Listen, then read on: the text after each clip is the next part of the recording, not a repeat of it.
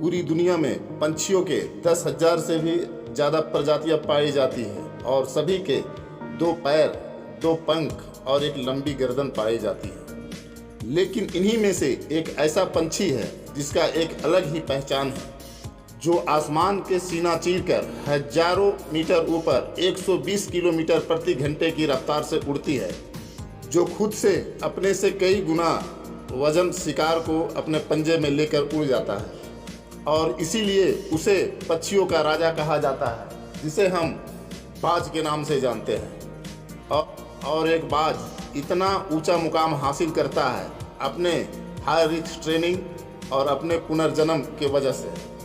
अगर आप भी एक बाज की तरह अपनी मुकाम हासिल करना चाहते हैं तो एक बाज को बाज बनने के प्रोसेस में जितनी कठिनाइयाँ और जितनी तकलीफ़ें और जितना हाई रिस्क ट्रेनिंग की आवश्यकता है, उतना ही आपके जीवन में भी कठिनाइयाँ, ट्रेनिंग और मुसीबतों का सामना करना पड़ेगा।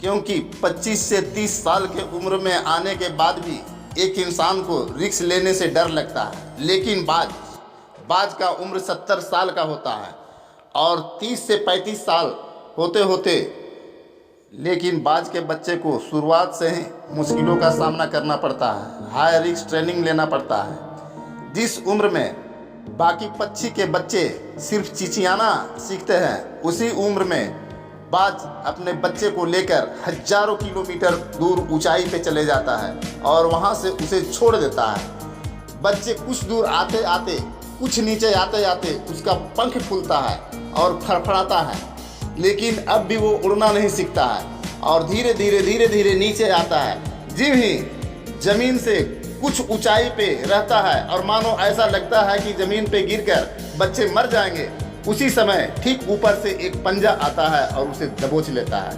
वो पंजा मेरे दोस्त किसी और का नहीं बल्कि बाज के बच्चे की माँ का होता है।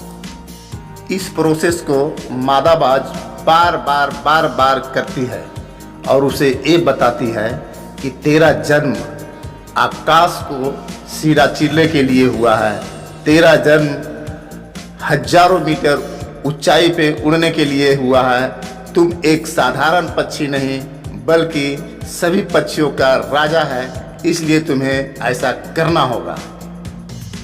इतना ही नहीं मेरे दोस्त, बाज अपने घोंसले से मुलायम घास, मुलायम टिंके को अपने चोंच से निकाल कर बाहर फेंक देता है और वो टाइट और कांटेदार घास और टिंके को रखता है ताकि उसके बच्चे उस घोंसले में कंफर्टेबल महसूस ना कर पाए और उसे दिक्कत हो, ताकि वह उड़ने का कोशिश करे। और इसी तरह इतना हाई रिस्क ट्रेनिंग के बाद कुछ दिनों बाद इस दुनिया को मिलता है पक्षियों का राजा बाज। बारिश के वक्त जब सभी पक्षी अपने आश्रय को तलाश करते हैं तो यही बाज हजारों मीटर ऊपर उड़कर अपने आप को एंजॉय करते हैं। बाज का उम्र 70 साल का होता है, लेकिन 40 साल का होते होते उसे एक परेशानियों का सामना करना पड़ता है। इस परेशानियों में 3 रास्ता होते हैं। पहले 2 रास्ते सरल और तुरंत समाधान देने वाला होता है और तीसरा रास्ता कठिन और पीड़ादायक होता है, लेकिन बाज पीड़ा चुनता है और यहीं से शुरू होता है बाज का पुनर्जन्म। तो स्वागत है आपका रामानंद राज मोटिवेशनल चैनल में। दोस्तों, जब बाज का उम्र 40 साल का होता है तो उसके चोंच जो नुकीले होते हैं वो मुड़ जाते हैं और उसे शिकार निगलने में बहुत दिक्कत होती है। पंख भारी होकर उसके सीने से चिपक जाता है और उसे उड़ने में बहुत दिक्कत होता है और उसके तलवार से भी तेज पंजे इतना मुड़ जाता है कि उसे शिकार पकड़ने में दिक्कत होता है। अब उसके पास 3 रास्ता है।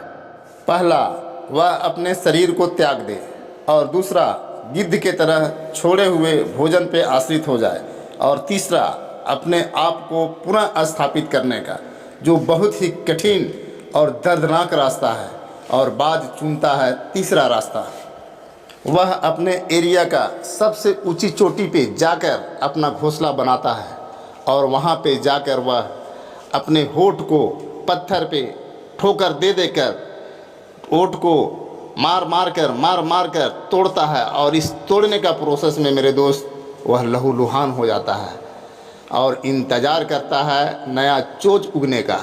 जब उसका नया चोच उगता है तो फिर उस चोच से अपने मुड़े हुए नाखून को, पंजे को काटता है, और यह काटने का भी प्रोसेस में बहुत दर्द होता है।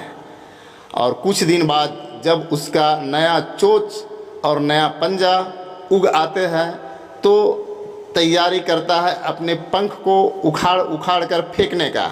और यह तीनों प्रोसेस में 5 महीने का समय लगता है। इस 5 महीने को दर्दनाक समय को झेलकर बाज का पुनः जन्म और इस दुनिया को मिलता है एक शानदार पक्षी बाज। और बाज पूरे 30 सालों तक एंजॉय करता है और अपने आप को पक्षियों का राजा कहलाता है। जो 3 रास्ते बाज के पास थे वही 3 रास्ते आपके पास भी होते हैं, लेकिन कुछ लोग पहले रास्ते को चुनते हैं और परेशानियों के बोझ तले दबकर सुसाइड कर लेते हैं। ज़्यादातर लोग दूसरे रास्ते को चुनते हैं और अपने परेशानियों के बोझ के तले दबकर अपने लक्ष्य को भूल जाते हैं और नॉर्मल लाइफ जीने लगते हैं। और कुछ वे लोग भी होते हैं जो परेशानियों को लात मारकर अपने मेहनत के दम पे अपने बुलंदियों को छूते हैं और बाज के तरह आकाश में उड़ते हैं। दोस्तों, बाज की ये ट्रेनिंग हमें ज़िंदगी में बहुत बड़ी सीख देती है कि अगर रिस्क लेना पड़े तो लो, और अपने फील्ड में, अपने प्रोफेशन में इतना आगे निकल जाओ कि तुम्हारे जैसा कोई उस बुलंदी को छू ना पाए। तुम्हारे बारे में सोचकर ही लोगों को पसीना निकल जाए, तभी तुम अपने फील्ड के बादशाह कहलाओगे। मेरे इस मोटिवेशनल सुनने से यदि आपके जीवन में कोई भी प्रेरणा मिलती है तो आप मेरे इस वीडियो को शेयर, कमेंट, सब्सक्राइब और बेल आइकन का घंटी ज़रूर बजा दें। धन्यवाद। जय हिंद।